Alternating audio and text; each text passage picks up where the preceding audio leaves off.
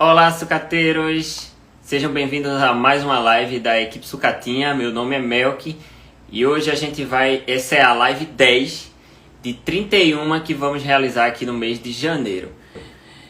Nesta live de hoje eu vou deixar um pouco mais aberto para vocês, porque nas lives passadas elas foram bastante dinâmicas com relação aos assuntos e eu queria ter um feedback de vocês com relação a isso que a gente está fazendo e interagir um pouco sobre, porque várias pessoas perguntaram alguns assuntos que não estavam diretamente relacionados aos temas que foram abordados. Então hoje essa live eu vou deixar aberto para que vocês tirem as suas dúvidas, principalmente a galera que está iniciando, lembrando que sempre a ideia nossa é que o papo seja para essas pessoas que estão iniciando, né? Peço a todos aqueles que já têm uma certa experiência que também tenham essa paciência com essas pessoas que estão começando, porque um dia também fomos nós no início da criação sem saber como agir em determinadas situações, né? Então, sejam bem-vindos a todos vocês a a mais uma live. Vocês estão me escutando bem, gente?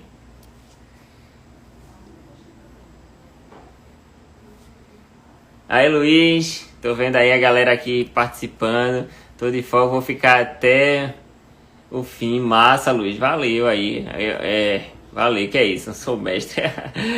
A gente passa aquilo que sabe. Eu tenho certeza que você também tem bastante conhecimento aí para passar pra galera. Tem muita gente aqui que já passou por aquela fase, digamos assim, inicial, né? E a gente fica, às vezes, temeroso em passar algum conteúdo, achando que talvez aprendeu de uma forma errada, ou talvez aprendeu e não tem certeza se aquele conhecimento que está passando é o certo e tal. Ainda fica aquela dúvida, né? E aí termina às vezes não conseguindo passar o conteúdo. Mas, gente, mesmo que vocês não saibam 100% daquilo, só o fato de vocês estarem disponíveis a passar o conteúdo, isso já é importante. Certo? Agora, é claro, né? É importante que todo mundo que queira expor o conhecimento, ele que busque pelo menos uma informação um pouco antes para poder ter mais certeza daquilo que está falando. Tô vendo o Marcos aqui, grande Marcos. Gente, valeu aí a força de vocês por estarem aqui acompanhando. Jaciliano novamente, o Hélio, grande Hélio. Tô vendo aqui Alexandre. Uma galera boa aí entrou e a gente pode começar. E aí, Ricardo, beleza? Boa noite, galera. Calaça. Galera começando a entrar aí. Emanuel também. Mano Betas. Sejam bem-vindos, gente, a mais uma live. Essa é uma live um pouco mais com alguns assuntos que o pessoal levantou nas lives passadas. E como era um tema bem específico, hoje eu vou deixar um pouco aberto. Eu vou começar com uma das perguntas que o pessoal passou sobre a questão. A gente vai falar um pouco mais na frente em outra live especificamente sobre isso, quando a gente começar a tocar um pouco mais sobre a questão de genética, né? E algumas pessoas falaram sobre a questão de como é que a gente consegue dizer que como é que, no caso assim, aquela questão do F1, F2 que a gente fala muito, né? E quem é que está começando fica às vezes apreensivo, assim, o que será que eles estão falando assim, que F1, F2 e várias outras nomenclaturas que a gente usa, que são as siglas e tal, para cada linhagem. Isso fica um pouco difícil para a galera que está iniciando ficar por dentro, né? A gente fala às vezes muito rápido e tal, e algumas dessas siglas, né, elas têm a ver com genética, outras são às vezes a ver com o nome especificamente dos peixes, né? Uma das coisas que a gente falou, que perguntaram sobre, foi a questão de F1, F2 e F3 que a gente faz. Isso tem relação aos peixes que a gente reproduz. Por exemplo, se eu tenho um casal de peixes que não tem sangues em comum. O que quer dizer isso? Sangues incomuns não tem parentesco, digamos assim, né? A galera perguntando o que houve com o bigode. Gente, a gente muda um pouquinho, que é isso? Não... Dessa vez não foi aposta não, porque da outra vez eu apostei com o Bruno e perdi, né? E aí eu cortei. Mas aí, vê só, quando a gente pega dois animais que não têm parentesco, um macho, por exemplo, de uma pessoa, de João, sei lá, e uma fêmea de Marcos, e aí e esses peixes eles não tinham nenhum parentesco em comum. Aí a gente reproduz eles, a gente diz que esses filhos eles são chamados de F1 dessa reprodução. E quando a gente pega esses filhos desse casal e reproduzem entre eles, a gente chama de F2, certo? Então isso vai até F1, F2, F3, F4, F5, enfim, isso vai-se embora até lá na frente. A gente vai ter uma live falando um pouco mais sobre genética e essa questão de consanguinidade, certo? Mas basicamente a letra ela é referente à questão da filiação do casal que não tinha parentesco algum. Se caso você pega algum animal que já tem um certo tipo de parentesco, isso complica um pouco essa questão de falar se é F1 ou F2. Exemplo, quando você faz um retrocruzamento, que seria pegar o pai, né, esse primeiro casal que eu peguei lá, por exemplo, e quando eu cruzei, fiz o F1, depois fiz o F2, aí eu volto esses netos no avô dele, por exemplo, ou na avó. E isso é um retrocruzamento, isso faz com que o sangue se apure um pouco mais. Digamos, você tem uma característica que era mais predominante na mãe, no primeiro reprodução. Por exemplo, uma dorsal excelente. E aí você quer manter isso aí lá na frente. Só que nas primeiras reproduções isso não foi tão legal. Os primeiros filhos não saíram com aquela mesma dorsal.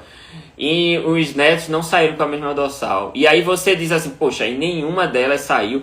Ou você quer fixar mais aquilo, porque saiu pouco. Aí você volta a cruzar com a mãe que tinha aquela característica muito grande com uma dorsal um pouco maior. Isso faz com que o sangue feche um pouco mais. Porém, essa consanguinidade pode trazer outros problemas lá na frente. E nem sempre é tão interessante fazer isso. Tem casos específicos que é interessante e casos que não são. Mas geralmente a lógica seria essa. É a gente querer manter a gente tem um padrão que é estabelecido como o ideal. E às vezes a ninhada ela não tem tanto aquilo que a gente quer. Às vezes é um fumeche que é fechar a cabeça com a coloração toda do corpo, ou às vezes é uma pélvica. Por exemplo, pélvica é uma das coisas que é bastante complicado para você, quando você tem aqueles peixes que tem muita pélvica que é bipartida, né? E você tem várias pélvicas em vez de ser aquele formato de faca, né? Vocês têm um formato como se fosse uma mãozinha. A pélvica, não sei se vocês sabem o que é a pélvica, mas é aqueles dois bracinhos, digamos assim, que ficam para baixo do beta. Não tem como botar uma imagem aqui agora, mas seria aquelas duas nadadeiras de baixo. E essa pélvica, geralmente a gente quer ela como se fosse um formato de faca.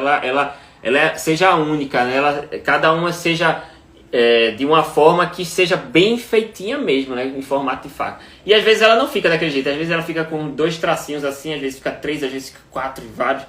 Então pélvica, quando você pega uma linhagem que tem problema de pélvica, para você limpar aquilo ali, às vezes é complicadíssimo, sabe? A gente já quebrou a cabeça com várias linhas com esse problema, inclusive alguns dos Dragon Fantasia. Inclusive com alguns dos Dragon Fantasias que a gente tinha um problema logo no início com isso. E a gente tentou limpar e a gente conseguiu. Inclusive postei um vídeo agora há pouco, de manhã, dos trabalhos nossos de Dragon Fantasia, onde justamente a pélvica dele estava perfeita ali. Então, essa questão de consanguinidade, você tem que ter um certo limite. Você faz e depois vai e volta nessa reprodução entre parentes, mas com maior cuidado e sempre tentando fazer a renovação de sangue, que seria a questão de pegar novos peixes com outros criadores que tenham aquela característica, e aí você introduz no sangue que você tem para poder justamente tentar renovar e melhorar. Beleza, gente? Deu para esclarecer mais ou menos o que é esse negócio do F1, F2, F3, que é uma coisa, assim, eu tô dando uma pincelada naquilo que é mais ou menos para a turma que está iniciando ter uma noção. E aí vocês, quando vem esse assunto, porque não tem como numa live só falar tudo, vocês pegam isso e procuram sobre essas line breed, né? e cruzamentos entre parentes, e fazem essas pesquisas na internet e tentam encontrar esses assuntos e tentar esmiuçar um pouco mais. E aí, quando chegar aqui, por exemplo, numa live, chega com as dúvidas aí, ou chega pra gente, conversa no privado, se a gente puder tirar a dúvida, a gente tira lá no privado, sempre a gente tá tirando, né? Mas a gente acha que é importantíssimo que vocês passem essas dúvidas aqui, por exemplo, na live, porque eu não só tô ajudando você, né? A gente tem que ter a mesma cabeça que... vocês têm que ter a mesma noção que a gente está tendo aqui, digamos assim. Porque a sua dúvida pode ser a dúvida de outra pessoa. E quando você pergunta para mim e eu exponho para todo mundo, então eu alcanço muito mais gente. Então, essa pergunta no particular é diferente de você perguntar, por exemplo, ao vivo aqui. Eu vou estar ajudando uma porrada de gente que vai ver isso aqui, né? Então, beleza, gente. Estou dando uma lida aqui. Posso fazer um retrocruzamento para substituir a injeção de sangue novo em um F3? Não é indicado, certo? Porque eu já tenho... Retrocruzamento é o que eu disse. Eu vou ter que voltar ao parente mais inicial da reprodução. Quando você faz isso, você fecha mais a questão do sangue. E aí você não tem... E aí você vai começar a ter... Pode surgir alguns problemas. Vou dar alguns exemplos de problemas que podem surgir.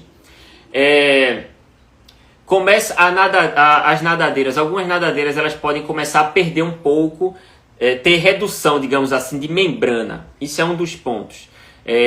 Vocês já perceberam como é o CT. O CT ele é extremamente a característica de perca de membrana, né?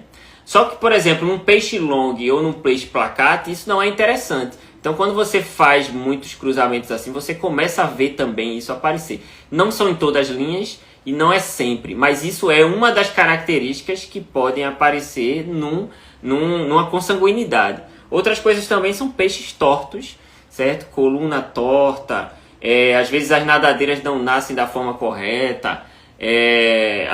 Já aconteceu um caso, por exemplo, com a gente, de uma dorsal ela sair bem para frente assim, Skullhawk, só que atrás ela não tem muito raio na parte dela, então ela ficou toda pra frente, assim como se fosse uma pontinha. Ela, em vez de abrir toda assim, ela fazia assim, ó, pra frente, sabe? Então tem essas coisas que quando a gente vai fazendo esse retrocruzamento, ou fechando cada vez mais o sangue, pode aparecer ou não, sabe? O corpo pode ficar torto e outras coisas mais, então não é tão indicado a gente fechar muito sangue.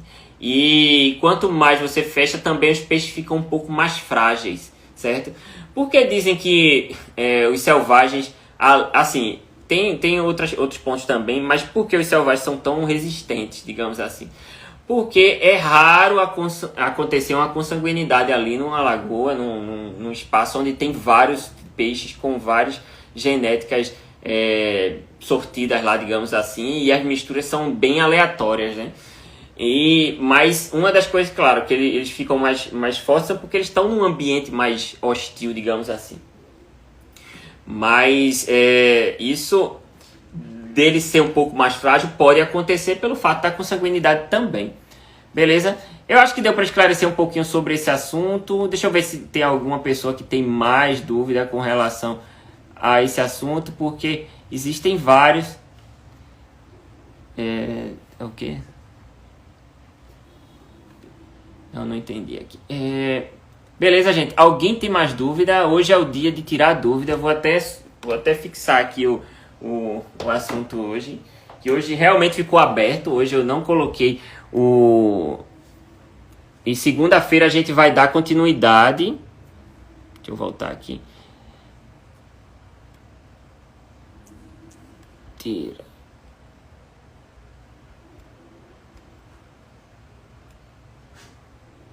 Deixa eu tentar fixar aqui.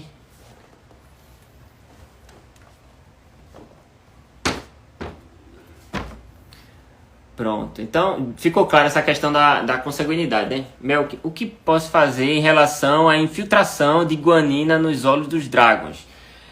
Boa pergunta, vice Rafael. Boa pergunta mesmo. Veja só, isso é uma coisa que é um debate bem interessante. Porque a questão da cegueira nos dragons, apesar de estar bastante ligada à questão da quantidade de guanina, ela também tem relação com o posicionamento onde essas guaninas estão, digamos assim, acumulando. Porque, vou dar um exemplo. Não sei se vocês já viram peixes que chamam assim de Snow Dragon, por exemplo. A gente até teve uma live lá no YouTube que a gente tocou nesse ponto, porque um dos nossos colegas, que inclusive está aí até acompanhando, ele quer muito trabalhar com o Snow Dragon, né? Quer trabalhar com aquele peixe com muita guanina, né? Com muito escudo, né? A gente vai ter uma live falando um pouco sobre os dragons, né? A gente falou ontem sobre os peixes de cor de base, né? Amanhã eu vou dar até um spoiler, a gente vai falar um pouco sobre a questão dos peixes de iridescentes. Então a gente vai falar um pouco sobre essas linhagens, né? Já deu início, né? A gente vai começar a falar, depois falar sobre mármore e tudo mais.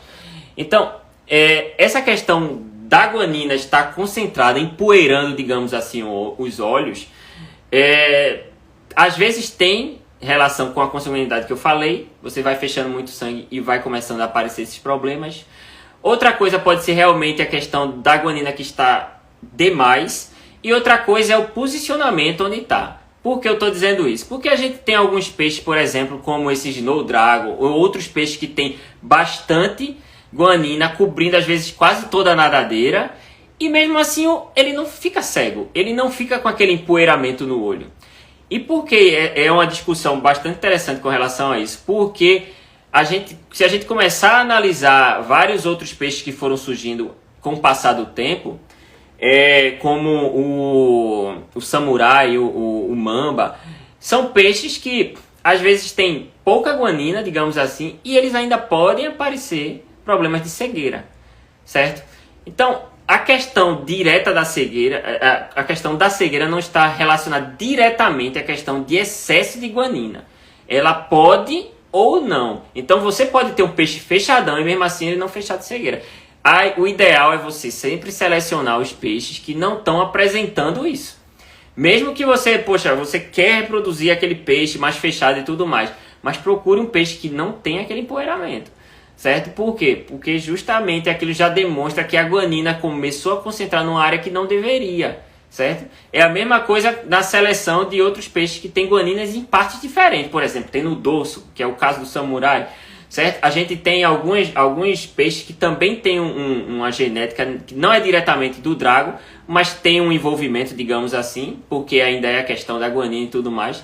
A gente vai falar um pouquinho mais sobre isso lá nas lives dos dragos, para não ficar muito específico aqui. Mas deu para entender que tem essa relação, né? A cegueira ela não está relacionada diretamente com a questão de excesso de guanina, beleza? Seleção, isso ajuda muito, é o básico, digamos assim, da questão do melhoramento genético, né? Ao injetar sangue novo, qual é o melhor? Usar uma fêmea ou um macho? Fala que eu te escuto. Beta Fish Aquarismo aqui falando. É interessante a tua pergunta. Olha, até hoje, e eu até sugiro a vocês, se puderem pesquisar também, se tem alguma relação aí, procurar algum artigo e tudo mais, mas eu confesso a vocês que essa dúvida eu não consigo tirar exatamente, porque todas as reproduções que a gente já fez com macho e com fêmea, e assim, a relação ela não tem, assim, eu não tive como mensurar, porque as reproduções elas não são tão repetitivas. Para fazer esse estudo eu teria que reproduzir o mesmo macho com várias fêmeas, ou a mesma fêmea com vários machos, e calcular os resultados de cada um para poder... Então assim, a gente não tem feito como se fosse um laboratório mesmo, não. A gente reproduz uma vez, reproduz duas no máximo, aqueles casais, porque a gente vai fazendo outras reproduções com outros casais. Então, ou a gente pega aquele casal, reproduz aqueles dois, né? Depois aquele macho vai cruzar com outra fêmea que não tem nada a ver com essa, né? A gente faz essas mudanças. Então é difícil, sim, sem esse conceito, digamos assim, laboratorial, entre aspas, né? Digamos assim, de estudo. Não tem como. Então eu desafio vocês até procurarem, e se encontrarem alguma coisa, manda pra gente aqui, a gente debate um pouco sobre isso. Mas os guppies, inclusive na live que eu fiz com o Guppy Full Head, né, que é o Leandro, ele falou sobre isso. Nos guppies tem algumas relações que a genética é trazida através da fêmea ou através do macho. Então nos beta a gente ainda não conseguiu fazer isso, e se tiver, tá em algum lugar aí que ainda não chegou na minha mão, pode existir com certeza.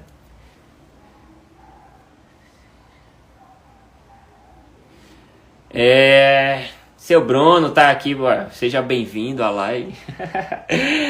Aí ele falando aqui sobre que isso pode acontecer, não só acontecer nos Dragons, com certeza, aquilo da cegueira, né? E iridescentes também. É porque, na verdade, é assim, a participação, é o que eu disse, eu vou falar nas próximas lives sobre a questão das linhagens iridescentes depois dos Dragons. Então, essa questão da cegueira, ela pode estar associada a várias coisas, certo? Nem sempre a cegueira ela está associada à iridescência e à guanina. A iridescência ela já tem participação da guanina ali, certo? A gente fica falando do drago, guanina, não sei o que, mas a iridescência também é. Porém, é uma quantidade menor e ela é distribuída de uma forma diferente. Quando eu falar dos dragos, a gente vai falar um pouco sobre isso. Mas realmente é possível a cegueira aparecer em qualquer peixe, certo? Inclusive tem até filmagem de um peixe que era um koi, que ele estava cego. A gente filmou ele tentando catar a comida lá pelo cheiro, né? E ele saía procurando, né? Próximo lá a comida e tal. A gente fez uma filmagem, depois a gente até pode postar. Mas ele não tinha nada a ver, ó. Ficou cego do nada e não tinha nenhum empoeiramento por cima do olho dele. Era simplesmente porque ele ficou cego. Então, a cegueira ela pode estar associada a várias coisas. Mas a gente tem que sempre selecionar aqueles peixes que não apresentam problemas para não passar isso para as futuras gerações. Beleza? Deixa eu ver aqui. Qual o melhoramento? Terminada a linha, quantas linhas de sangue? Para melhoramentos de determinadas linhas, quantas linhas de sangue distintos dela deve-se começar? Boa pergunta, viu? Tô gostando das perguntas, viu? Estão umas perguntas tão bem elaboradas. Vocês são iniciantes mesmo aí. Eu tô vendo que a galera... Eu acho que os iniciantes estão um pouquinho mais tímidos. E tem uma galera aí top acompanhando, né? Tô vendo. Veja só, a gente recomenda... Eu não sei se vou conseguir responder exatamente essa pergunta, porque talvez eu não tenha interpretado bem. Mas essa quantidade... de cruzamentos entre linhas com parentesco próximo, digamos assim, geralmente a gente indica até F3, certo? Inclusive eu já falei em várias lives aqui sobre uma que eu já fiz aqui, que chegou a F5 e a gente foi até F6 e parou, que foi uma linhagem de vermelhos, e a gente viu algumas coisas que apareceram nela, inclusive... Tem um peixe que a gente postou aí, um super red, que tinha uma dorsal gigantona. Esse aí tava em F4, se eu não me engano. Foi F4. E ele tem uma dorsal gigantona mesmo, que quando ele parou assim na frente e jogou, foi tanta gente vindo falar comigo, falar com a gente aqui sobre esse peixe.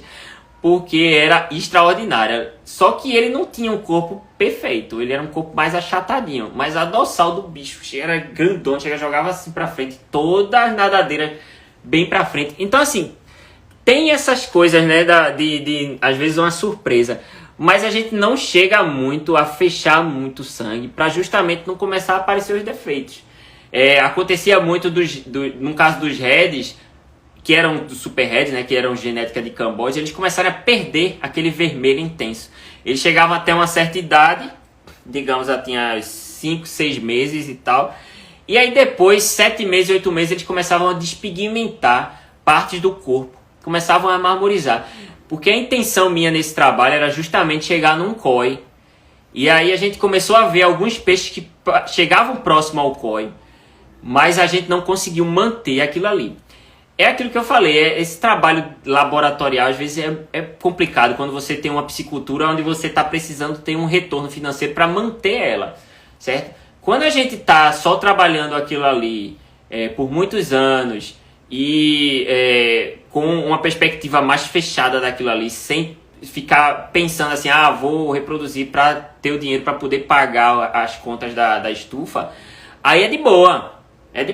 Mas quando você está com esse intuito, fica complicado. Então a gente chegou a um ponto assim que disse, não, eu não vou dar continuidade mais e a gente vai tentar outras coisas. Então a gente chegou a um limite, né? Já chegou em outras linhas também e teve outras coisas também. Então a despigmentação é uma das coisas que eu falei lá na frente, é uma das coisas que podem estar relacionada à questão da consanguinidade também. Então nesse caso dos superheads aconteceu. Não estou dizendo que todas as linhas superheads vão, mas é possível que alguma despigmentação venha surgir através dessa consanguinidade também. Beleza?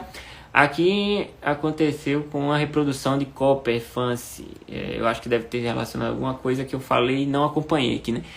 Aqueles dragões com armadura no olho são cegos, então como é a vida de um peixe assim?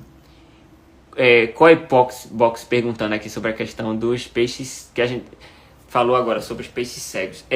Muitas vezes esses peixes não são cegos por completo, né? Eles têm uma baixa na visão, digamos assim. A gente chama cego porque é normal o pessoal dizer, o peixe está cego. Mas, na verdade, muitas das vezes ele está com a visão obstruída. Exemplo, uma pessoa que tem catarata ou uma pessoa que tem glaucoma. Não sei se vocês já ouviram falar sobre esses problemas oculares no ser humano e até em outros animais, até nos peixes também pode dar. Pelo menos como é que chama? A glaucoma não, mas a outra que eu falei também, isso é possível dar nos peixes. Então, nem sempre o peixe ele fica por completo cego. Ele fica, na verdade, às vezes parcialmente. Às vezes ele perde a lateral, ele não consegue enxergar um pouco só de uma determinada região. Então ele fecha em uma determinada... No caso do glaucoma é assim, nos seres humanos. Ele vai fechando e aí você vai perdendo aos poucos. E no caso do... Esqueci agora o nome, acabei de falar, esqueci. No outro caso, aparece um ponto cinza, assim, um ponto branco no meio da íris, não, da pupila, e ela vai aumentando, né? A catarata, né? A catarata ela vai aumentando. Então tem que fazer uma cirurgia e tal nos seres humanos, mas no peixe não tem como.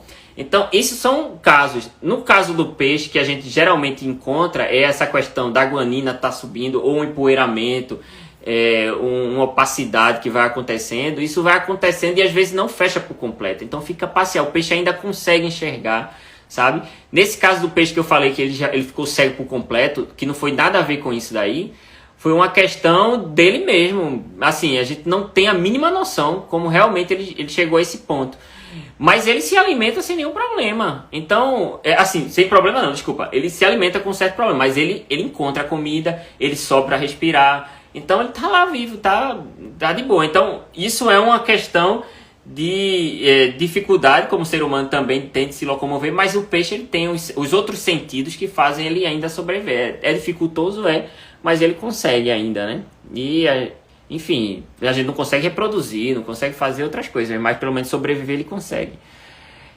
Tem diferença de reprodução dos betas barbeiros com relação à agressividade? Por incrível que pareça, Rafael, os peixes que a gente de lagoa, esses peixes selvagens, eu digo selvagens esplêndidos, né? Esses que tá chamando de barbeiro, deve ser os selvagens esplêndidos. Eles têm uma facilidade maior, na verdade, na reprodução. Essa agressividade que a gente até falou, o Hélio até postou algumas coisas aí no Instagram dele, eu acho que foi ontem ou foi hoje cedinho, sobre a questão da agressividade dos betas. Isso é da espécie, isso é comum. Mas o beta selvagem, ele apesar de ser, não sei dizer se ele é mais agressivo, porque na verdade eu vejo tão comum a agressividade entre eles, eu não consigo mensurar nesse sentido, como se fosse o mais agressivo, porque é selvagem. Não, o termo selvagem talvez fique parecendo que o bicho é mais agressivo, não, mas ele é selvagem porque ele não nasceu dentro de casa, ele não nasceu num criatório, ele nasceu como se fosse na natureza, então é tido como selvagem por causa disso. Quando você começa a reproduzir em casa esses peixes, ele deveria parar de se dizer que ele é selvagem, porque ele se tornou um peixe doméstico, digamos assim, né? Mas a agressividade é muito parecida, Eles são mais fáceis, eu acho, de reproduzir. Isso eu acho que a natureza, pela seleção natural das coisas, fez com que eles fossem mais fáceis de reproduzir. Às vezes a fêmea é tão fininha, né? Você diz assim, ah, ela nem tem, não tem ovócitos ainda, ela vai ter poucos ovos, né? Vai nascer poucos filhotes. E ela engana. É aquilo que eu digo, não vá pensando que só porque a fêmea é gordinha que vai botar muitos ovos, não. Não, botar ovo é fogo. Não vai expelir os ovócitos grande quantidade, não. Porque isso não tem nada a ver. Ela acumula ali e ela solta o que ela acha que é importante para aquele momento ali. Às vezes ela solta tudo, às vezes ela não solta. Ela solta parcial. Então, se ela tá magrinha, mas ela soltar tudo ali, vai ser peixe que só a bexiga. E se ela tiver gordinha e soltar alguns só, entendeu? Então, se tá rechuchudinha, não quer dizer que ela vai soltar muita coisa não, viu, gente? Vamos lá, deixa eu ver mais dúvidas aqui. Comprei os alimentos para os alevinos tarde demais. Quando alimentei com microverme foi de forma errada, mas eclodiu o cisto de Artemia e não vejo eles. Eu não consegui ver porque alguém mandou uma solicitação aqui em cima do que o rapaz falou, mas eu não consegui ver o restante do texto. Foi o do Técio. É uma pena, né, Técio? É aquilo que a gente falou. Então, próxima reprodução já sabe. Separa a alimentação antes. Para a alimentação antes de começar a reprodução, para justamente não ter esses transtornos. Isso foi o que a gente falou nas lives passadas e é o que a gente sempre sugere.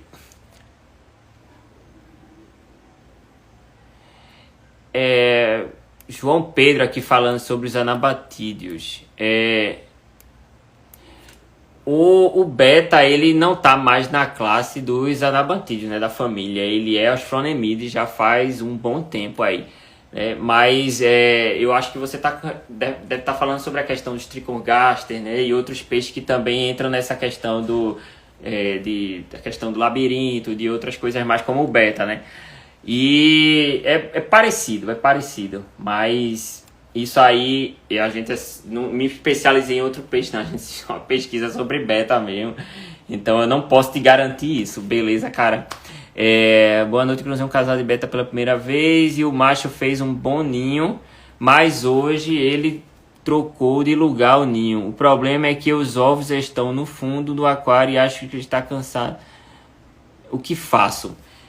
Cara, a Kikwa Hobbs, né? Alguma coisa assim, perguntou isso.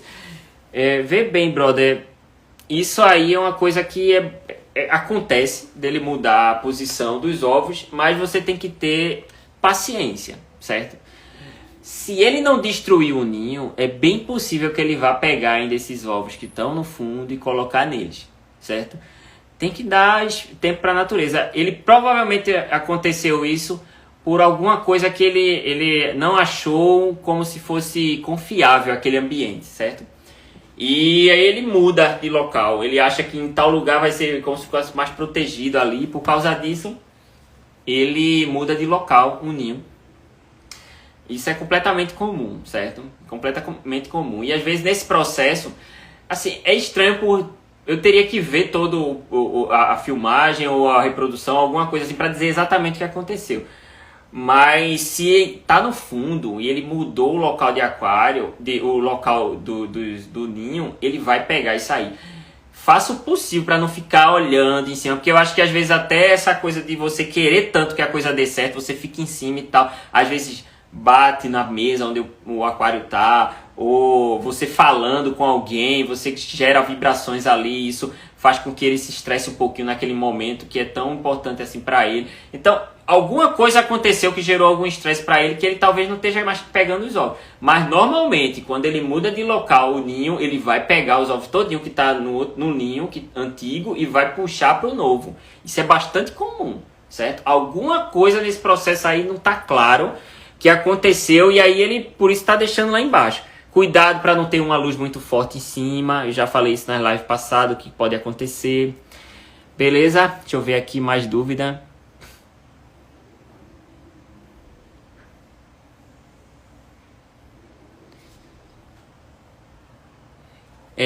Uma pergunta aqui de Maicon, ele falando sobre os betas frauteios e a quantidade de redução, né, mínima que pode ter. Existem manuais, né, por exemplo, como do Enabetas, do IBC, e outros aí internacionais aí que existem porrada aí dos tailandeses também, certo? Da Europa também, enfim, da Itália, enfim, tem vários manuais por aí. E alguns botam 30%, outros botam 40% de redução de membrana para ser considerado crowtail, certo? A gente que trabalha com crowtail, a gente não quer apenas isso, certo? A gente quer acima de 50% de redução de membrana, com certeza, certo? Você pegar alguns dos peixes nossos de crowtail, a gente tem uma quantidade de redução muito boa mesmo, que passa muito de 40%, sabe? E aí a pergunta dele é considerado quando tem menos que isso, Ralph Sue? E pra galera que é iniciante, provavelmente não sabe o que é um Ralph Sue, né? É uma mistura entre um long com um beta crowtail, onde ele tem um pouquinho de redução, digamos assim. A gente já tem experiência com esse tipo de reprodução, nem sempre apresenta como Ralph Sue, viu? Que isso fique claro. Porque às vezes a gente acha que na reprodução assim, na F1 já vai sair como se fosse Ralph Sue. Alguns sim, mas às vezes dependendo da linhagem você já tem uma quantidade de long mesmo nascendo normal, com um pouquinho de redução de quantidade de raios e não de redução de membrana, certo? Porque é uma característica extremamente presente na seleção dos betas crowtails, né? A quantidade de raios ser reduzida, né? E dos longs, a galera já quer aquele peixe que quase como se fosse rosetail, e por aí vai. Então, assim, quanto mais quantidade de raio, parece que é mais interessante, né? Isso é o que eu falo da galera que gosta dos peixes extremos, né? A gente sabe que os peixes extremos ficam pesados e tudo mais, então tem uma galera que quer um equilíbrio aí, e aí você vê o que mais gosta e tenta trabalhar. Mas Ralph Sue seria apenas uma pequena redução lá, e talvez não chegue nem a 10%, seria só uma marcaçãozinha, sabe? Em todas as nadadeiras ter aquela redução pouquinha de membrana. Se tiver muito, aí ele é um intermediário ali, nem nenhum nem outro, né? E Ralph Sue é difícil você segurar aquilo ali, porque é justamente isso, ele também é um intermediário, ele nem chega a ser um long mesmo com aquela redução ali, aqui não tem redução alguma, vou chamar assim de long, porque a gente espera que não tenha essa redução, né? Mas e ele também não chega a ser um crowtail, então ele ainda é um intermediário, mas se você não tem essa redução, continua sendo um intermediário nisso aí. Beleza, eu acho que deu pra ficar claro mais ou menos. É bom com foto, né, gente? É porque as dúvidas são tão diversas que fica difícil você ter foto pra tudo aqui. E vai ficar chata a live, né? Ficar procurando aqui foto enquanto vocês estão aí. Estou vendo eles se alimentarem de artêmio, o que eu faço? Não estou vendo eles se alimentarem de artêmio, o que eu faço? Talvez a quantidade, os alevinos seus aí são muito pequenos ainda para pegarem os nápoles da artêmia, certo? Ou você está colocando talvez quantidade demais, aí está sobrando, eles estão lá inchadinhos, você quer colocar mais. Tem que ter um cuidadozinho com essa quantidade. Usar outros tipos de alimento, como paramécium, por aí vai. Deixa eu ver aqui, tem uma turma batendo um papo aqui. Galera que tiver dúvida, mandem.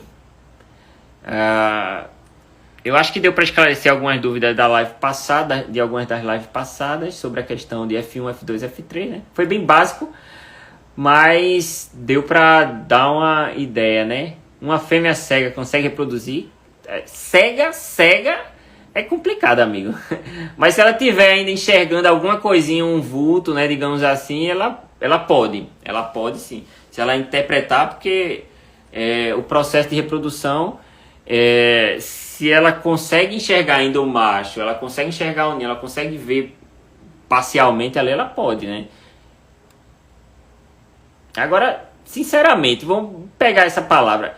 Se tu tá com uma fêmea que tá com problema, o ideal é tu não reproduzir, né? Porque tu vai passar isso pros filhotes. Tu quer passar isso pro filhote? Vou ser sincero, né? Porque não é legal uma característica dessa. Cara, se tá apresentando isso, tu tem que eliminar do teu criatório.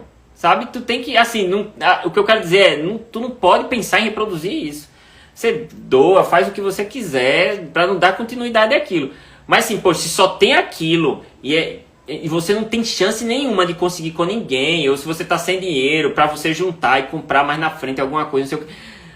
Assim, arranje uma forma, mas manter uma característica que é ruim, porque você talvez, sei lá, quer porque quer reproduzir aquilo ali, não é, eu acho assim, eu não acho legal, sabe? Essa é a minha opinião, só para deixar claro. Mas fiquem à vontade, os peixes são de vocês, vocês fazem o que vocês acham que é mais interessante, o que está mais ao alcance de vocês. Não quero frustrar a vontade de vocês, beleza? Mas analisem, certo? É bom a gente analisar antes de reproduzir os peixes que a gente tem. Deixa eu ver. Emanuel aqui falando sobre a questão de mármore, quando é que eles começam a pegar pigmentação. Isso varia, viu, Emanuel? Varia. Cada mármore tem uma característica diferente. Tem mármore que é celofane e vai pegando a cor. Nasce, digamos assim, o celofane vai pegando aos poucos. Tem outros que nascem bicolor e vão perdendo a cor com o passar do tempo. Geralmente eles começam a despigmentar na fase dos 2 meses, por aí, 1 mês e meio, 2 meses, dependendo do tamanho, dependendo do desenvolvimento de cada um, mas é geralmente aí, alguns já começam a apresentar isso, geralmente, mas não são todos, né? Tem koi, por exemplo, que eles não ficam bicolor, seus celofanes já vão pegando a pigmentação aos poucos, sabe? E aí, varia da questão da pigmentação dele, porque alguns têm pouca pigmentação, então ele vai demorar, assim, vai ficar adulto e não vai ter a pigmentação ainda fechada, digamos assim, porque a característica dele é pouca pigmentação. Então isso varia. Deixa eu ver aqui mais dúvidas.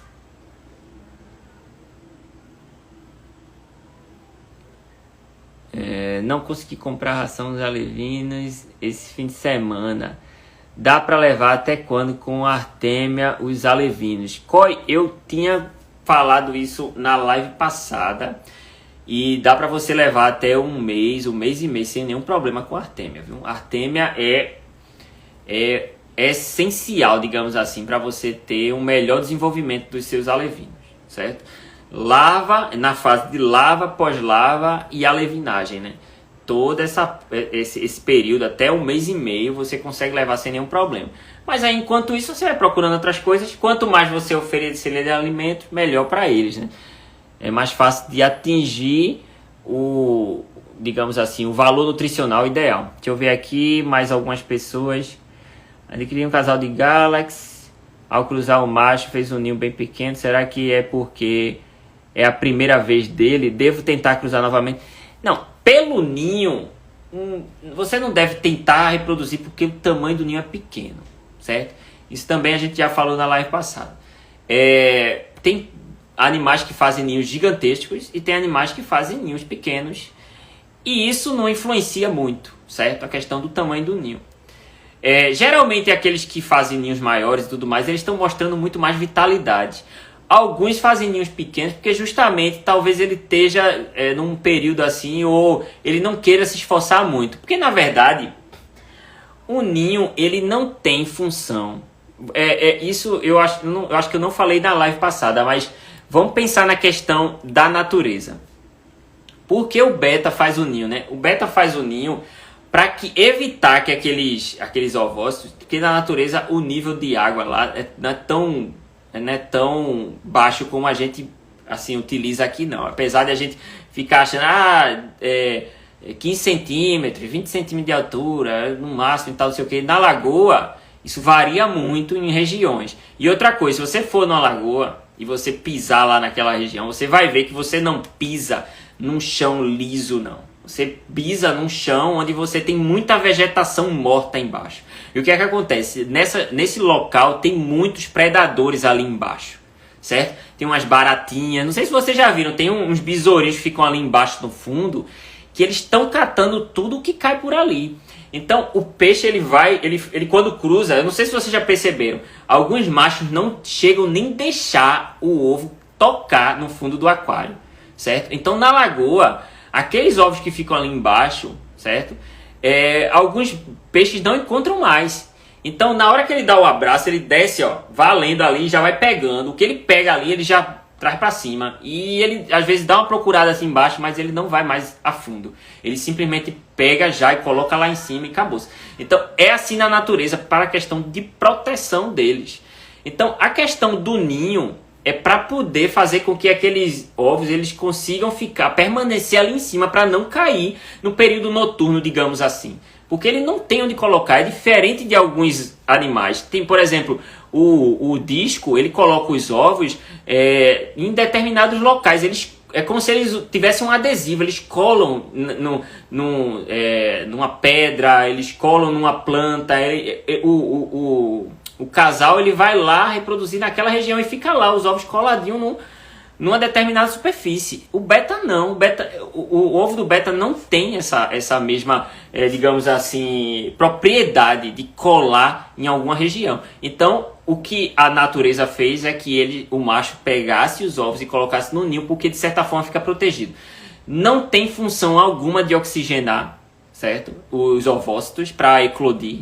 Inclusive, às vezes, quando que eu falei na live passada, quando tem muito ninho, quando o macho ele é frequente na construção do ninho, ele pode até prejudicar. Por quê? Porque ele vai pegar os ovos, vai começar a colocar muitas bolhas ali e os ovos vão subir tanto para a superfície que eles vão terminar se decompondo. Certo? Não sei se vocês já perceberam isso, mas a gente já percebeu isso várias vezes acontecer com machos porque trabalham com excesso, né? Trabalham com excesso. Então, não fique triste porque ele fez um ninho pequeno.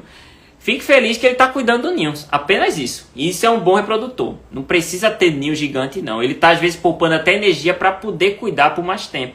Então, não fiquem preocupados com relação a isso, não. Beleza? Foi o Coy que perguntou aqui, não foi... Não, foi... Deixa eu ver aqui. Não me lembro quem foi que perguntou. Passou aqui. Desculpa aí se eu não vi o nome. Deixa eu ver quem mais aqui. Eu vi várias dúvidas. Vale a pena criar beta de pet? Vale se você tiver espaço. Na minha concepção, se você tiver um espaço bem grande, onde vocês conseguem colocar muitos peixes assim, sem um critério muito grande com a questão de padrão. Não estou dizendo que os beta de pet não tem um padrão. Mas como você está querendo volume, por quê? Porque o peixe é muito mais barato, né? E aí, como ele é mais barato, você tem que ter um volume muito grande para pagar um valor, digamos assim, de um beta de linhagem. Exemplo, o pessoal vende a R$3 um macho, certo? Enquanto a gente vende um macho a 80, 100, 150, dependendo da linhagem, né? Então, para você atingir esse valor de R$90, digamos assim, né? Você vai ter aí, ó, vai ter que pelo menos vender uns, deixa eu ver, 10, 30 peixes para poder dar R$90. Então, depende de você. Se você tiver espaço para poder fazer isso, beleza. Aí a gente sugere. Agora, se você está querendo criar o peixe de pet sem querer a questão financeira, só por hobby, também vale. Não precisa trabalhar só com beta de linhagem, não. Se você quer trabalhar com beta de pet e tal, gosta muito, porque tem gente, eu tenho amigos que gostam muito disso e a gente apoia, a gente acha legal isso. Por quê? Porque ele tem uma visão sobre um beta de pet diferente. Ele quer trabalhar daquele jeito, ele quer misturar mesmo e tal, mas ainda melhorar algumas coisas como calda e tal. Ele gosta da coisa surtida. Beleza. É assim, se for essa sua visão, vá-se embora pra frente. Agora, a questão financeira, realmente o beta de pet tem que ter espaço para poder ter um melhor, digamos assim, retorno, né? Beleza? Vamos lá. Banho de sal é prejudicial ou não para o beta? Banho de sal depende da quantidade. Eu não vou falar aqui um pouco sobre essa questão de sanidade hoje, mas aconselho a você, Infinity, ver um vídeo da gente lá do YouTube falando sobre sanidade com um engenheiro de pesca aí, o Jaime, que é o nosso amigo aí, que é parceiro que está sempre dando consultoria pra gente, pra associação e tudo mais. Então, aconselho você ir lá para ver isso e saber e pesquisar um pouco sobre a questão do banho de sal, porque essa quantidade pode ser fatal se você não usar direito, certo? Vamos lá. E tem outros produtos que fazem a mesma coisa que ele e não afetam tanto, ok? Olha lá os meus vídeos. Eu vou olhar teus vídeos e dizer o nome dos teus betas. Eita, cara. Eu queria tanto tempo pra ficar vendo os peixes de vocês todinho, rapaz. Eu queria muito mesmo, porque eu acho massa, gente. Às vezes a galera mostra assim, manda algumas imagens pra gente. Eu queria, mas tá corrido, é difícil, infelizmente. Vamos lá, sou de uma pessoa, estou para pegar uma linha de Black Samurai com o nosso amigo Romulo e com o que vocês acham dessa linhagem. A gente gosta muito, a gente tem também. Se tiver interesse também, pode ir lá conversar com a gente. Vale a pena adquirir um beta de pet para trabalhar e alcançar um beta de linhagem a partir de logo com os casais de linhagem. Eu gosto da ideia de quem quer trabalhar assim. Isso foi Rômulo Braga que perguntou. Isso aí é praticamente a essência do que é o beta de linhagem. Não pelo resultado que você vai ter nas primeiras cruzes, porque não vai ser assim nas primeiras cruzes.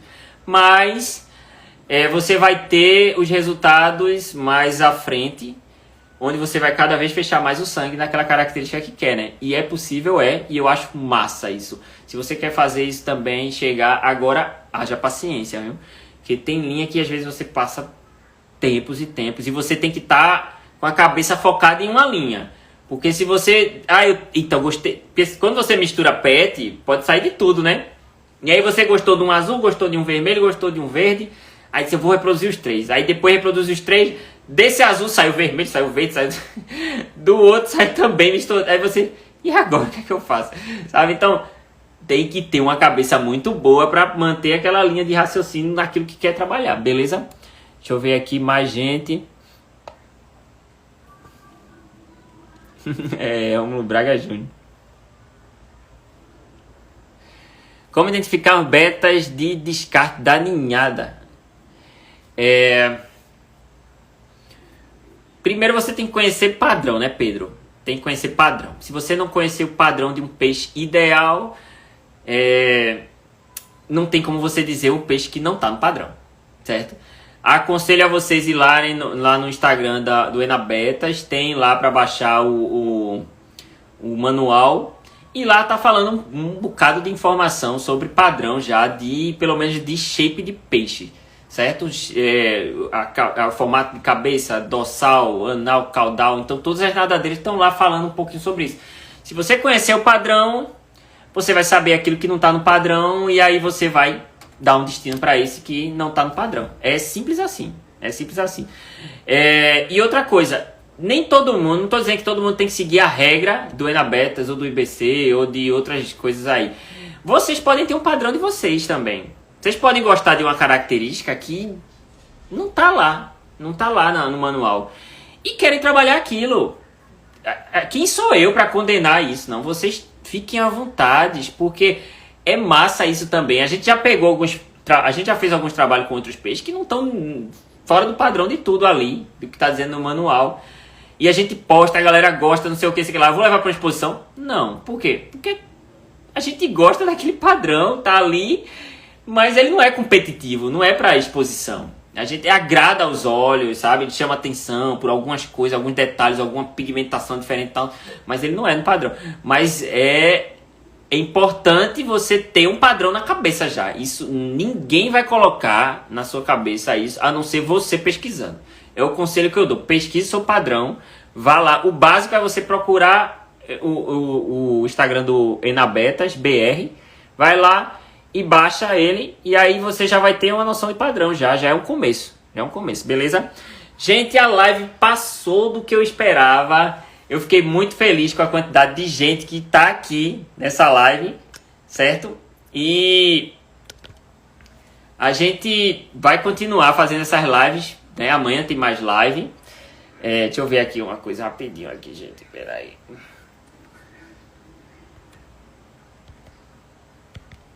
Tá.